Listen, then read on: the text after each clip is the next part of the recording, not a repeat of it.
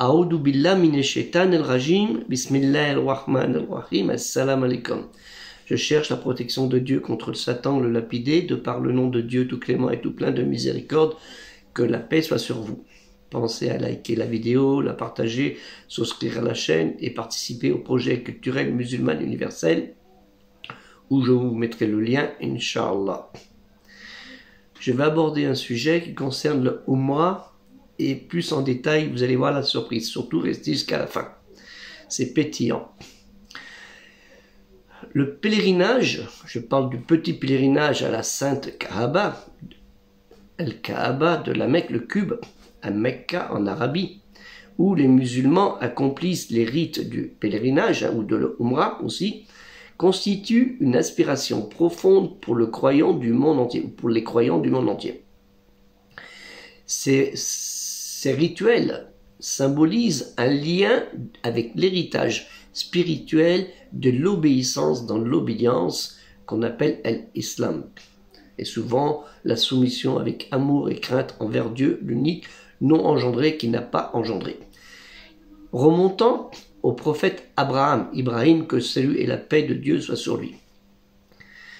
Le désir de se tenir devant le temple de Kaaba, le temple sacré, Al-Kaaba, de s'engager dans des rituels de dévotion et de rechercher le pardon et la purification de Dieu témoigne de l'aspiration des musulmans, des obéissants dans l'obédience, musulmans, à un lien plus étroit avec le divin Dieu le Très-Haut, Allah Ta'ala, et de leur engagement avec les enseignements de l'obéissance dans l'obédience, excusez-moi, l'islam. Le petit pèlerinage, puisque c'est ça que nous abordons, l'Umrah, favorise l'unité, l'humilité et le sentiment de communauté transcendant les frontières culturelles et géographiques. Selon les enseignements de la foi musulmane, cette Umrah n'est obligatoire que pour une personne saine d'esprit et disposant des moyens nécessaires pour payer les dépenses. C'est-à-dire être en bonne santé, sain d'esprit, très bonne santé. On peut être handicapé et être sain d'esprit. Mais avoir les moyens financiers et non pas faire des crédits, comme certains le font malheureusement. Ou vont emprunter l'argent à quelqu'un en lui disant « je vais te rembourser à mon retour ». Il ne sait pas s'il va être mort d'ici là. Nous voyons apparaître à chaque année, en cette période, pratiquement, quand ce n'est pas la période du pèlerinage, du grand pèlerinage, des propositions de voyage Umrah de 1700, 2000 euros environ par personne, avec un détour vers Al-Medina Al-Munawwara. Donc les pèlerinages que vous allez à la Mecque, et après on fait un petit voyage à Al-Medina Al-Munawwara, ce qu'on appelle la ville du prophète. Comme si aller dans cette ville faisait partie du Umrah. C'est devenu maintenant une institution. Même si c'est le lieu de décès de Mohammed sallallahu alayhi wa sallam, le dernier des prophètes, messagers, avertisseurs de Dieu l'unique, qui a parachevé sa révélation avec lui, sa parole, kalimati Allah. Lieu personnellement que je connais pour avoir été durant un séjour dans les années 1985 à 1986.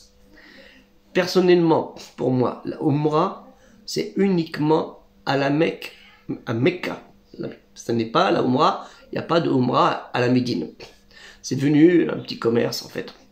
Le reste pour moi, c'est un peu du tourisme religieux qu'on appelle, ou du tourisme commercial.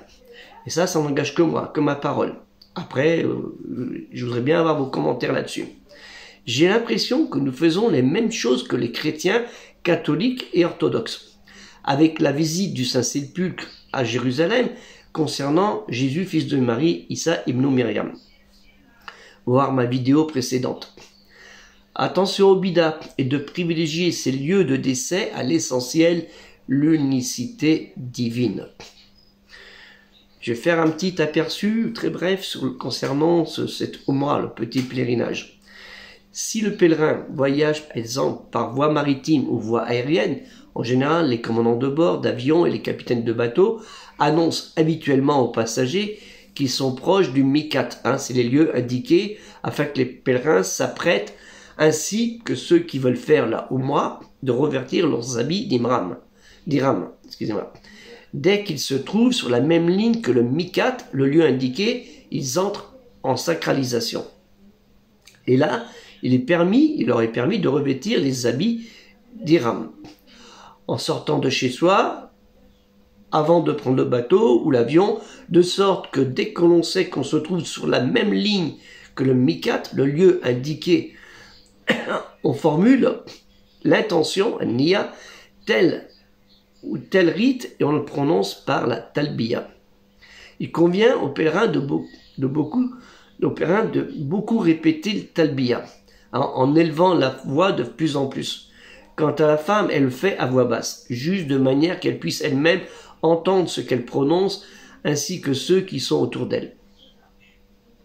Celui qui fait le Umrah continuera à prononcer, comme dit, la talbiya, jusqu'au moment où il commencera à faire les circuits autour de Al-Kaaba, formule de la talbiya, jusqu'à son arrivée à la Mecca, excusez-moi, je suis un peu malade. Me voici en Umrah, labeka umratan. Me voici en Umrah, labeka umratan. Et après, me voici ô Seigneur, me voilà, tu n'as pas d'associé, me voilà en vérité, la louange et la grâce t'appartiennent, ainsi que la royauté, tu n'as pas d'associé. Labek Allahumma labek Allah la sharika la.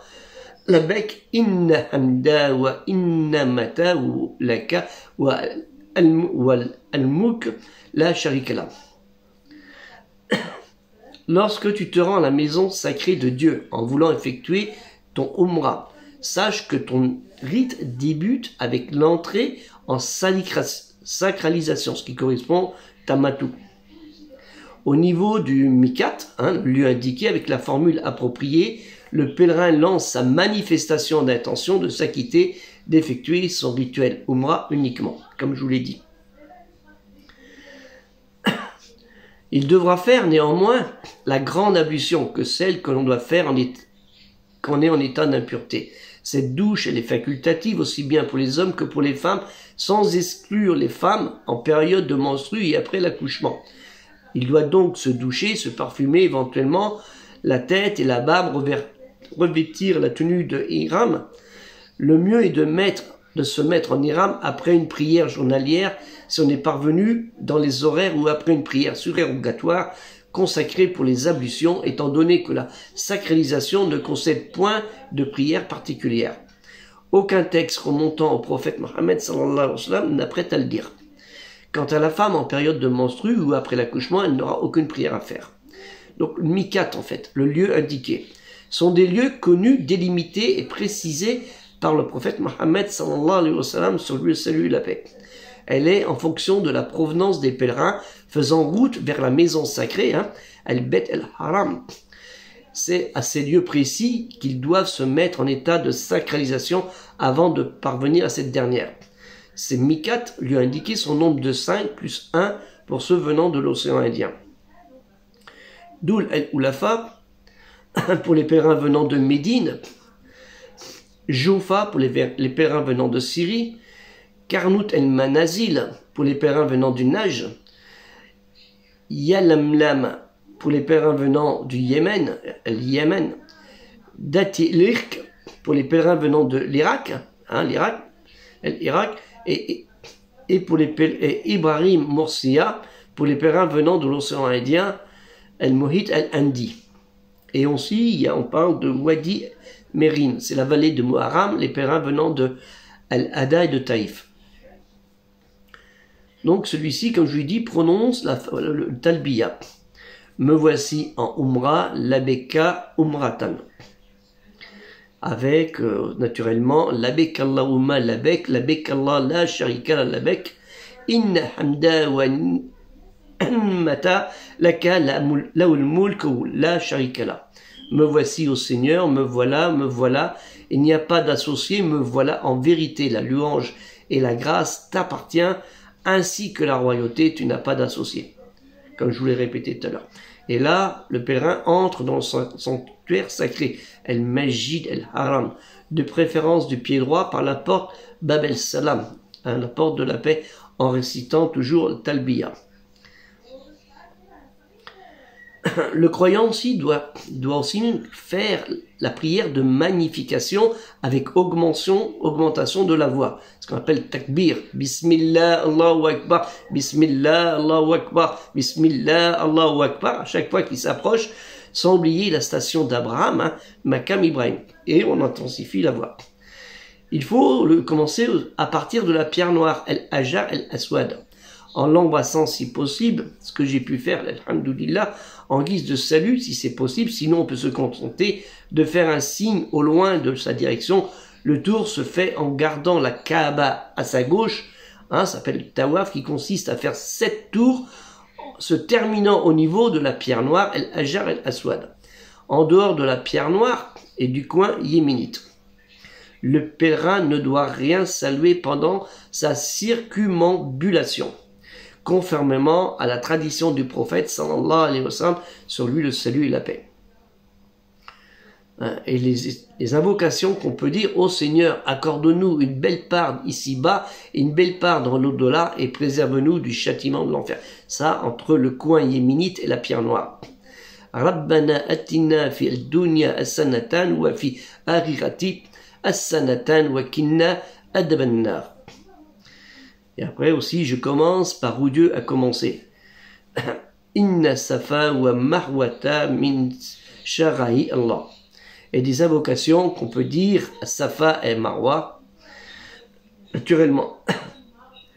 Comme ce qui est la plus importante, il n'y a de divinité que Dieu. Dieu est le plus grand, il n'y a d'autre divinité que Dieu l'unique, sans associer à lui la royauté, à lui la louange. Il est capable de toutes choses. Dieu a tenu sa promesse et a secouru son serviteur, et il a mis en déroute à lui seul les coalisés. La ilaha illallah, Allahu Akbar, la ilaha illallah, wahdahu la sharika lahu, lahul mulku, lahul hamd, wa huwa ala kulli shay'in qadir.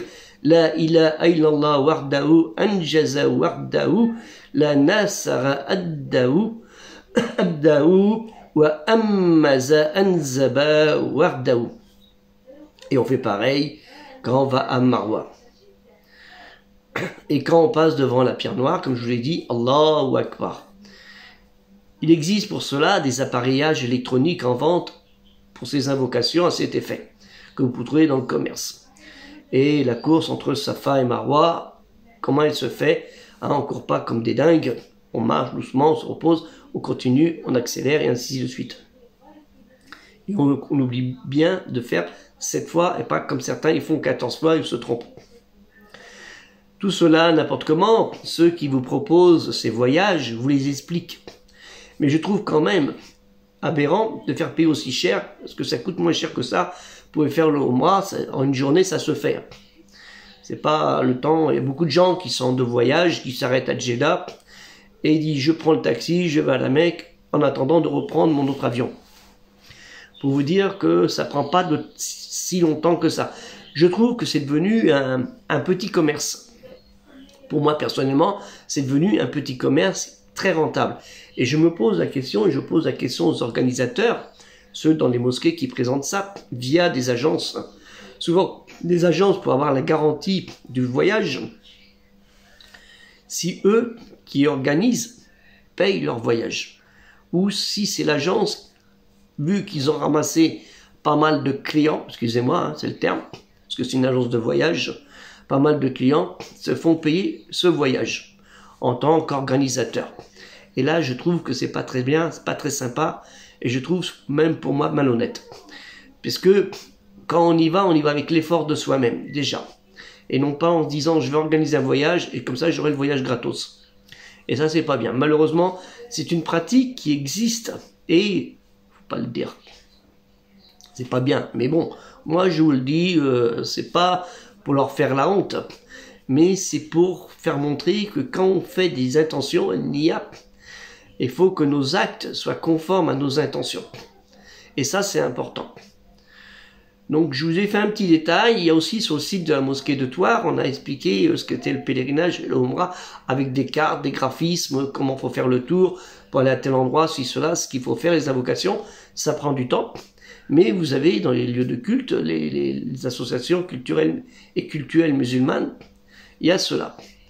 C'est normal. Donc c'est peut-être pour ça que vous payez un peu cher. Mais sinon, vous pouvez, en individuel, vous pouvez le faire, il n'y a aucun problème. Vous paierez peut-être 3 fois moins cher. Faut le savoir. Hein, il y a des hôtels pas très chers à la Mecque. Hein, vous serez peut-être tout seul que d'être 6 bloqués dans une chambre, mais pas un petit coup, hein, en voiture. C'est la vérité, hein, les faillots, les loubias, ça y va. Donc, à vous de voir, hein, si vous avez peur d'aller tout seul, quand ce serait facile, l'avion jusqu'à Jeddah, et de Jeddah, un taxi, hein, le prix qu'est le carburant en Arabie, c'est pas ça que ça coûte. Et si vous organisez bien à 3-4 personnes, vous pouvez, gens sérieux, hein, honnêtes, vous pouvez y arriver et vous allez faire beaucoup d'économies. C'est le but aussi, hein, de pas se dépouiller de son argent bêtement et pour certains de faire des emprunts. Et ce qu'il ne faut pas. Hein, le pèlerinage, il ne vous demande pas de faire des dépenses successives. Donc c'est à vous de voir. Je voulais parler de ça parce que en regardant une page sur ma page Facebook, tous ces offres de pèlerinage, de petits pèlerinages qui se font, et je leur pose la question à ces gens-là, est-ce que vous payez votre voyage, vous? Est-ce que vous partirez? J'ai jamais eu de réponse. Hein. Voilà, mais ça c'est leur problème, c'est pas mon problème. Voilà. Par contre, là, je tiens à vous dire que je risque d'être absent pour faire des vidéos peut-être en quelques jours selon mon état de santé. Je suis un peu fébrile et il a fallu que je me dose bien pour que je puisse faire cette vidéo. Donc je préfère être en bon état pour pouvoir travailler sur les sujets et je n'ai pas envie de raconter des bêtises, comme certains disent, mais qui me prouvent le contraire de mes bêtises déjà. Que la paix soit sur vous, assalamu alaikum, et quand vous allez faire le Umrah, regardez, vous pouvez peut-être le faire vous-même. Ça vous coûte rien, enfin ça vous coûtera moins cher. Hein, parce que c'est très facile de faire le Umrah. Vous avez des petits livres qui vous expliquent tout. Si vous n'êtes pas arabisant, vous avez les textes. N'importe comment, vous inquiétez pas. Vous pouvez parler en français devant votre créateur. Il n'y a aucun problème. Un Dieu, il connaît toutes les langues. Il a ses anges, il y a tout.